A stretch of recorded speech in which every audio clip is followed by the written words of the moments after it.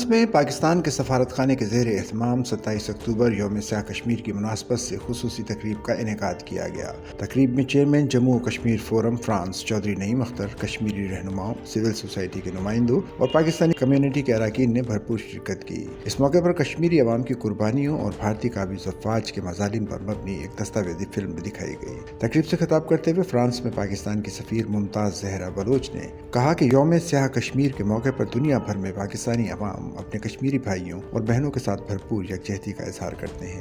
انہوں نے کہا کہ بھارت کی جانب سے اقوام متحدہ کے چارٹر، سلامتی کونسل کی قراردادوں اور بین الاقوامی قوانین کی خلاف ورزیوں کی ایک طویل تاریخ ہے۔ انہوں نے اس عزم کا اعادہ کیا کہ پاکستان کشمیری عوام کی جائز جدوجہد کے لیے اپنی سیاسی، اخلاقی اور سفارتی حمایت جاری رکھے گا تاکہ وہ اپنے حق خود ارادیت کے حصول کو یقینی بنا سکیں۔ تقریب سے خطاب کرتے ہوئے چیئرمین جموں و کشمیر فورم فرانس چودھری نعیم اختر نے کہا کہ 27 اکتوبر مقبوضہ جموں و کشمیر کے عوام کے لیے سیاہ ترین دن ہے۔ بھارت کے غیر قانونی اور جابرانہ قبضے کو کشمیریوں نے کبھی قبول نہیں کیا اور اس کے خلاف آج تک جدوجہد جاری ہے۔ سچل نیوز نیٹ ورک کی ویڈیوز میں خوش آمدید۔ ناظرین، ویڈیو سے متعلق اپنی قیمتی رائے کا اظہار کمنٹ باکس میں ضرور کریں اور چینل کو سبسکرائب کریں۔